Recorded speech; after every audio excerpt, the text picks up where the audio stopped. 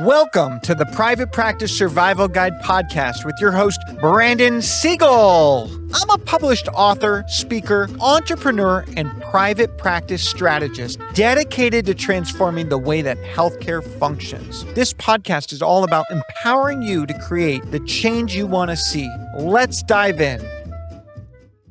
Welcome back to the Private Practice Survival Guide podcast. In this episode, we're going to be hitting a big one. Are you ready for it? We're going to be talking about recruitment for retention. So if you're listening to this, if you're watching this, I'm sure you're like, oh my gosh, I can't even, recruitment. I just had a practice that told me they literally lost 50% of their workforce in less than 30 days. That is a disaster waiting to happen. That means that they had toxicity, potentially, or they missed what the needs, wants, and desires were for their team. They didn't have the employee roadmap in place for their employees to know, hey, are they moving? What are their goals, etc.? I want to know a 3 to 5 year roadmap for each employee. And sometimes they don't know. So then I'm like, hey, is it uncertain? That's okay. We're going to put you in our GNOME category, GNOME. Our GNOME category means that at any given day or time, you may need to move to a different place without us knowing. So we just have to have an abundance of knowledge and fit and connection. And part of this is how we recruit, in my opinion, and how we hire is how we sustain retention for our future. I have employees that have been with me for over 20 years. My average employee is over 7 years of employee retention with me. A lot of you who have heard me talk on this topic will say, man, you're like polarizing. How do you find anyone who wants to work for you? And when I use that word polarizing, what I want to say is that I'm very specific on who fits and doesn't fit. And so I make the pasta strainer so specific that only the right noodle stays in my pan. And I think that part of that is my recruitment process. And we're going to talk about kind of this idea of like, what do we need to do? And finding people is one challenge. Finding the right people is a different challenge. And hiring the right person is its own challenge. And in today's episode, I'm hoping we can really uncover the key strategies to help you retain and retain employees for the future. So let's start with the top. What's going on? Current barriers. If you're listening to this, I'm sure you can relate that in the last 5 years, it has become more challenging to retain top talent. It has been more challenging to find top talent. And it kind of feels like we're in a swamp and either the fish have a third fin growing or there's no one else out there. And we start to question if we're going to die in this river alone. And I'm here to tell you that there are fish out there, but it takes a different approach. And that's something I'm excited to talk about today. So we're all fighting for the same top talent. I think that's the funny thing is if I go out and I say, how are you finding talent? Usually I hear, well, I post a job. And so right off the bat, I know that transactionally, most of the people who are listening to this are finding people from posting a job. Okay. Where do you post a job? Most people will say, majority will say Indeed. And I want to be clear. Indeed can work. But you have to know how to fish in that pond. And a lot of you don't know how to fish in that pond. And so what's happening is you're losing confidence in that approach. And when everyone is fishing in the pond of Indeed and you're not catching fish, you're either in the wrong part of the pond or you're using the wrong lures. Again, sticking with this fishing analogy, but you get my point. We're all fighting for the same top talent. If I pick 50 private practices in a 20-mile radius that all offer the same specialty, we're all hunting for a shortage of food. And I want to be clear, we're in the service industry. So We have to recognize that there is a shortage of food. There is. And by shortage of food, I mean shortage of top talent staff. You can always find staff, but whether it's good for you or not is another thing. And what I worry about is, I'm going to use a food analogy that some of you might not like, but for the sake of not naming any specific restaurants, every time I go into a new town or a new area, I can typically find one of 10 of the most common fast food restaurants. But if I lived my entire life on those 10 fast food restaurants, I would challenge if it was the best for longevity and retention of health. And I use this analogy because I feel as though we're putting the wrong fuel in our organization. And same with that fast food. Sometimes it's okay to have a little bit here and there, but we cannot create sustainability on a diet of just fast food. And the same goes for who you're hiring. So when I hear that you lost 50% of your workforce in 30 days, that is not a byproduct necessarily of bad people. It is a byproduct, though, of non-optimal hiring or processes and procedures for understanding where your employees are going and growing. And so it's a little bit like a fast food diet, because let's be honest, if I told you that I only eat organic and I only eat gluten-free and I'm dairy-free, and I said to you, I'm going to travel the world, you would say, Brandon, there's going to be days where you have no food. You have to be ready. Not every place has that. And so in this analogy, I'm telling you that in order to hire top talent and retain top talent, you have to be willing and able to go days without eating. And I think that's why a lot of people think my approach is polarizing, is because I have found that by waiting, I am willing to go days without eating in order to eat the food that will fuel my functional organization or body for the next 50 years, so to speak. And I think that it's a critical principle that I operate. Not easy, not ideal for some, but I think it's really important. And we're having trouble because we're all fighting for the same talent. We've got a greater candidate quantity that are looking for work from home. Now, I'll bring it up like this. I have found, and this is my own statistic, that I usually will get 10 times or more applicants for a remote employment role than I will for an in-person role. And that includes clinicians, physicians, you name it. If all of a sudden I say, hey, I've got a remote work from home, even if that role was remote 3 days a week, it would increase my candidate pool. So the reason why a lot of who I do hire these days, when possible, is remote, I really try my best to offer that flexibility. It allows me to make sure I'm getting the right diet in place for retention, and that what I'm offering is unique enough that I can get the best of the best.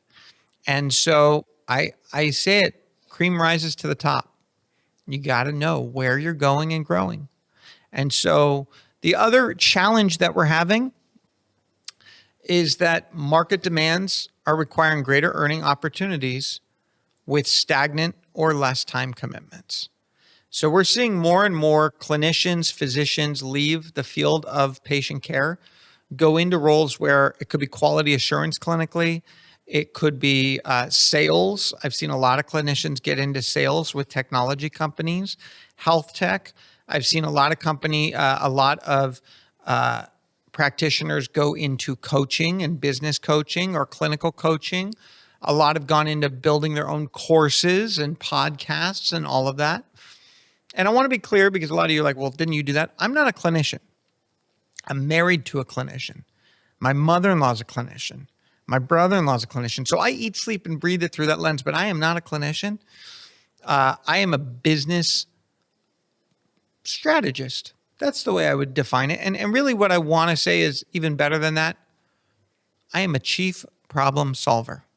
That's my role. I want to solve problems. I want to be solution oriented to help solve the biggest barriers of healthcare. And as I see these market demands change, I want to flip it on its side and find solutions so that rather than trying to do the same thing over and over and expecting new results, which is an insanity, I want to help create a changing environment so that functionally we can win-win. And I do think that this is part of recruitment for retention because we're seeing a major transaction taking over the healthcare environment. Fee for service is becoming more and more prevalent. Reimbursements are being defined in a value market, and we're being paid less to do more. That's just the bottom line. Being paid less to do more, and that's hard. So in order to pay more, we must do more. And we must find the racehorse that is looking for a new stable, because pasture horses are beautiful and fun, but they don't always get the job done.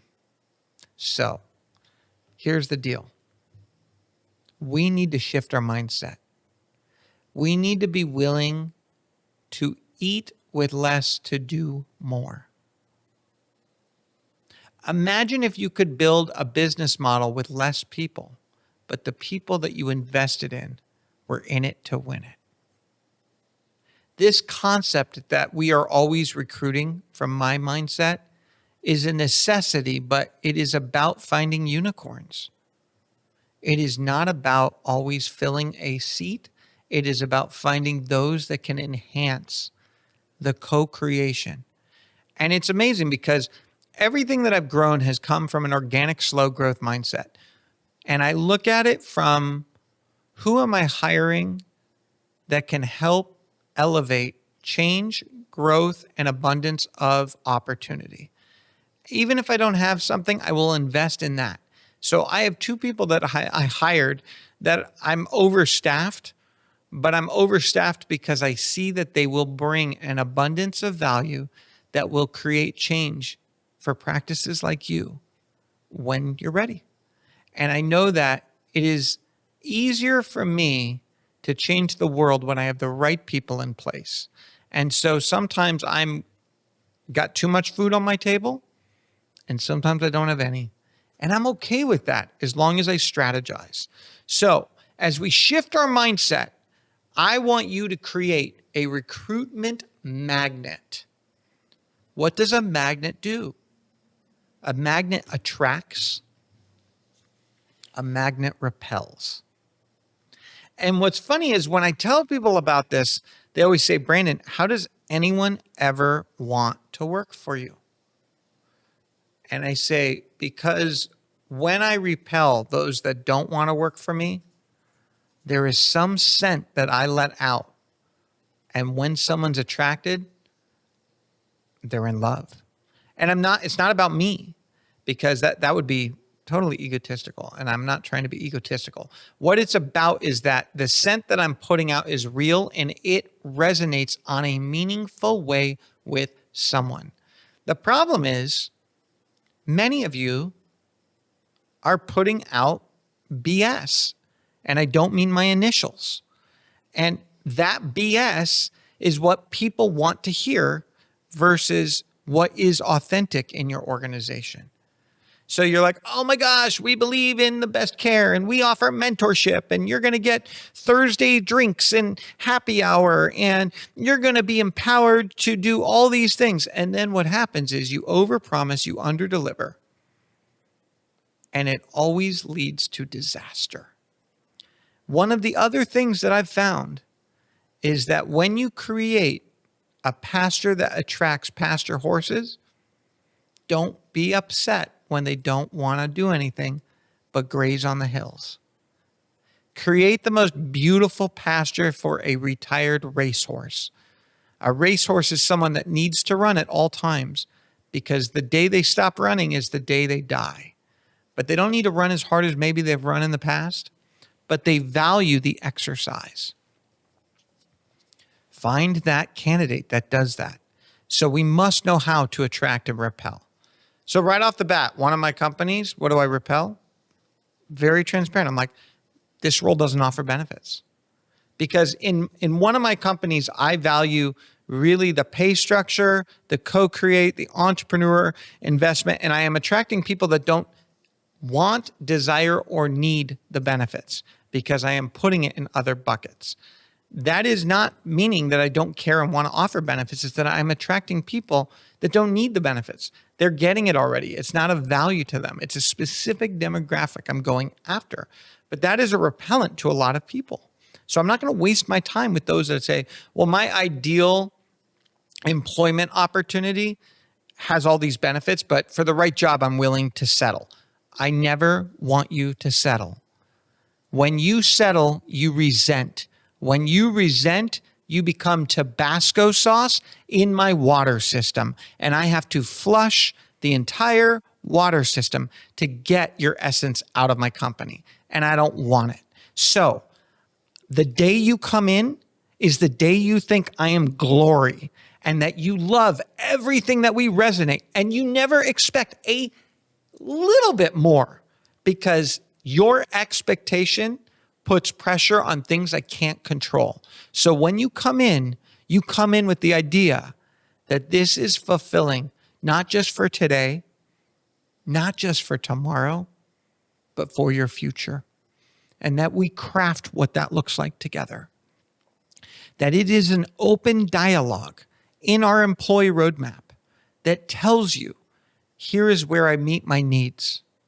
Here is how I meet my wants. And this is what it takes to reach the desire. And if there is anything more than that, it is outside of the control of affordability. Plain and simple. And something I want to kind of just like remind you of.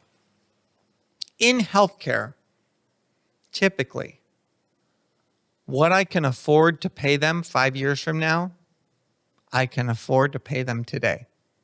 Sometimes what I can afford to pay them 5 years from now is less than what I can afford today. So I must set the roadmap of transparency because our reimbursement is not shifting at the same variable of our expenses. And we don't have the profit center. And so sometimes it's a matter of telling someone, hey, there are no raises. We don't have raises. And they're like, oh, you don't care about your employees. No, I do. Let me shift your mindset on this. This is why I care for you. Because I can pay you 70 grand today and give you a raise for the next 10 years. Or I can just pay you 90 grand now and you get it for the next 10 years. And if you do the math, you're going to make more making 90 grand today for the next 10 years than you will making 75 grand and me slow growing you. So let's just be straight. Let's just lay it out. Let's build it. Now, something you need to think about in this is you need employees to feel progress. So the science of happiness shows three things. They need to feel connected, they need to be on purpose, and they must see progress. So if there is no progress in pay, you better bet your bottom that you have another way for them to feel, see, and exhibit progress. Because without that, they're done for. They will not stay. So we have to know how to attract and repel. We must be able to do more with less, plain and simple. So I come back to this mindset of, well, they're letting me make the same amount of money for less work. And I'm like, that's not doing more with less. Maybe that's the better fit. When someone asks for an offer letter from you, don't give it to them till you get full agreement that it is a need, want, desire, fit, because I can't tell you how many people take that and they position you against other people. So when we're recruiting for retention, we are collecting their ideal scene from day one. When we start, I do it before we even meet, and we're going to talk about that. But we have to shift our mindset from candidates are the water and we are the desert to I am the water. And I need to find the desert I want to give it to. Because here's the bottom line. In order for me to retain someone, they have to view me as water. They have to. It is a mindset shift that they must, because the minute they feel that you're expendable, nothing good is going to happen. And I want to be clear, every one of my employees can make more money. So there's something in the attraction and repellent of what this presents that's fulfilling for them, that reaches a meaningful level beyond transaction. And you have to figure out how to do that. Now, do I lose employees? Yes. And some employees, it's time to leave. I'm not saying every employee is right for 20 plus years, but some are. But if I'm losing employees less than 3 years of retention, I'm doing something wrong, or I need to be ready for it, is my point. I need to recognize this is a 1 to 2 year employee, and I'm okay with that, and this is the plan for that. Our mindset can push us into disaster. I don't know if you ever watched, I'm sure you did or read Harry Potter, but we do this thing where we get into the Dementor mindset. And it's like, I don't offer enough money. Everyone else is paying more. I'm not a good employer. Employees don't value me, all this stuff. And we do this self-talk, and this self-talk just fuels negativity. And all of a sudden, it's a toxic wasteland in your business. Please stop doing that. I need you to change the mindset that when someone leaves, the door is open for you to bring in a fuel source that can change the entire positivity of what you do. We're in the people business. Every person in your business makes an impact. Everyone. If they don't, they shouldn't be in your practice. My hope and goal is that we can create transparency where someone can voice, hey, Brandon, I really value you. I value your company. You've met everything that was expected. And as I look for my future in the next 6 to 12 months, I would really love to find my next chapter on my journey. And it's not a reflection of you, but it's a reflection of me. And within that, we come up with what that looks like. And are you ready? I plan my divorce before I plan my marriage. So when I hire someone, we are already talking about what does transitions look like? How do transitions look like? What is expected? What happens if one of us does not meet our part? How does our divorce become ugly versus how does our divorce foster a loving relationship moving forward? And there's a responsibility on both the company and the employee to do right by each other and make a commitment transparently to do right by each other in that transition. When someone holds resentment, that is an expectation that is unmet. Whether you know that expectation or not, that's its own thing, but you better figure it out. So, we talked a little bit about Indeed. Some of you will go to LinkedIn. Some of you will go to Glassdoor. Some of you will go to internal referrals. Some of you will go to association websites or alumni lists or whatever. And I'm not telling you that any of that is bad. But that is someone else's pond that you're fishing in. And if you don't know how to fish in that pond, you may not get bites, or you may get the wrong kind of fish with a third colored fin that you don't want in your business.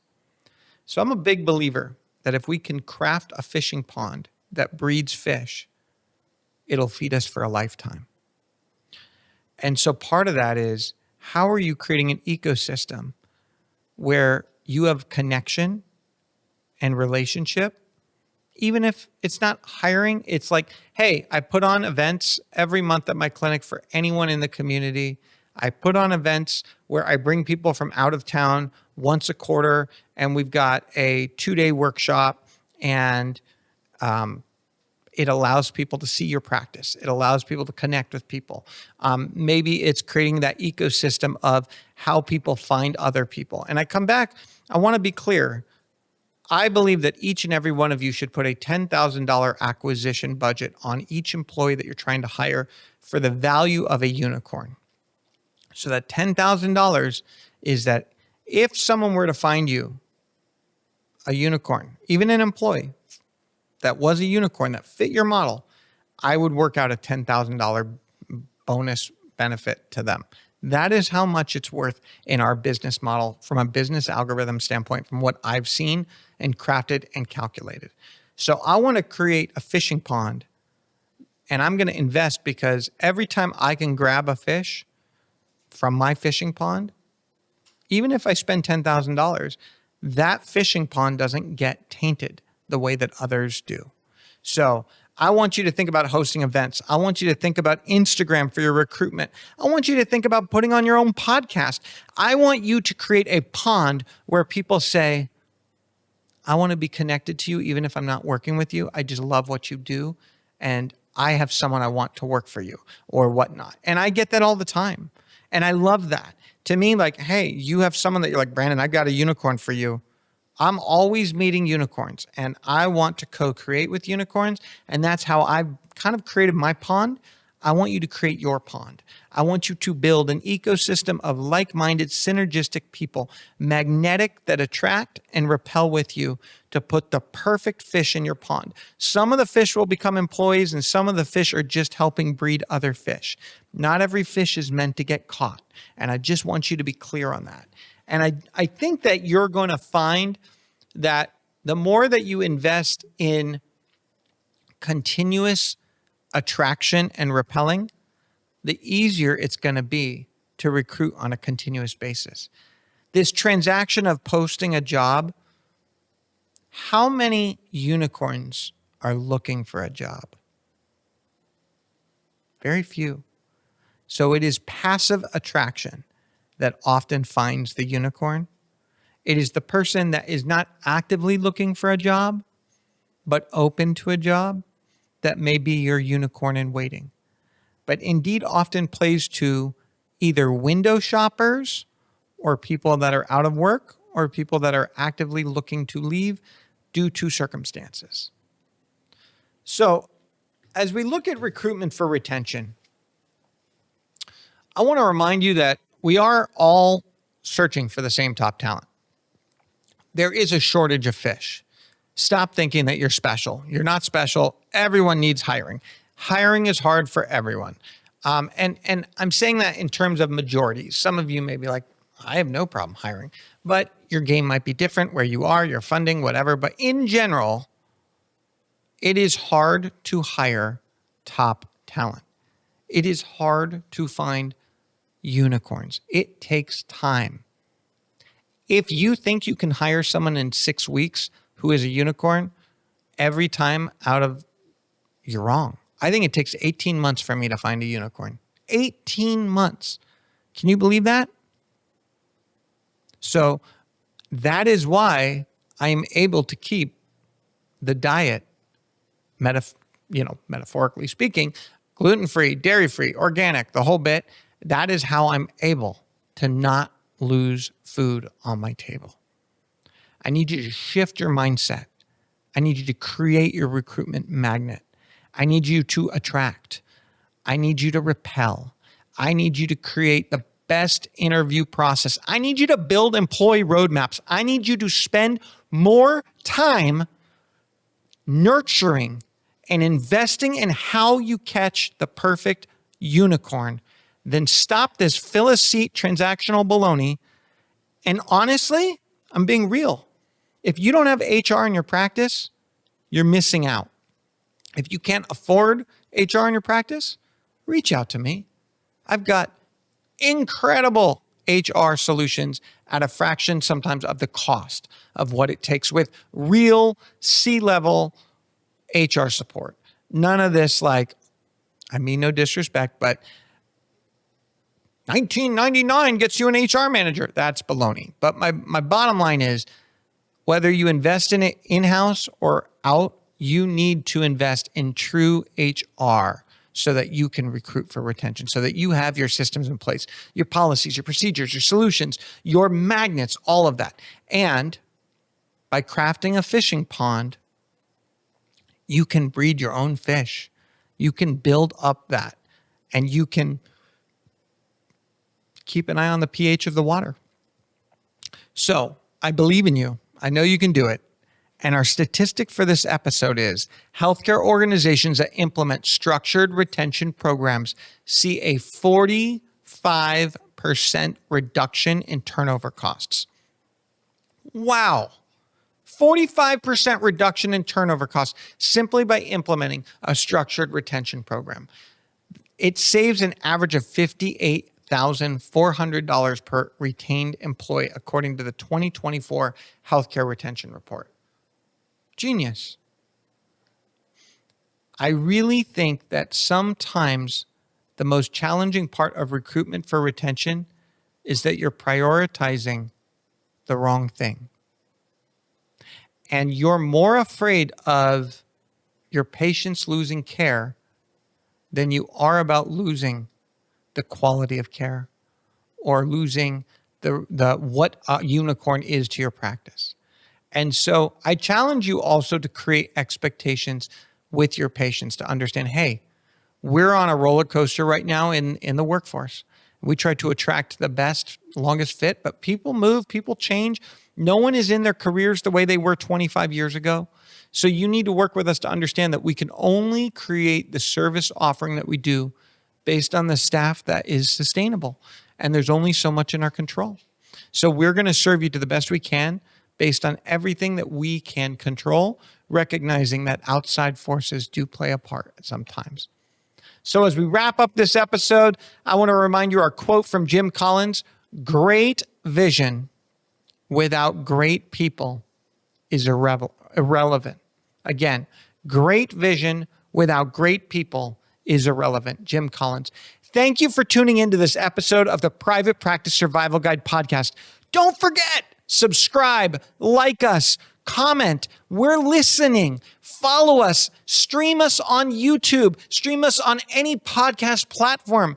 And don't forget, together we can thrive, not just survive. Thank you for tuning in to the Private Practice Survival Guide podcast. I'm incredibly grateful to each and every one of you. Exciting news. We're now available everywhere, from Spotify to Apple Podcasts to YouTube or anywhere you like to listen to your podcasts.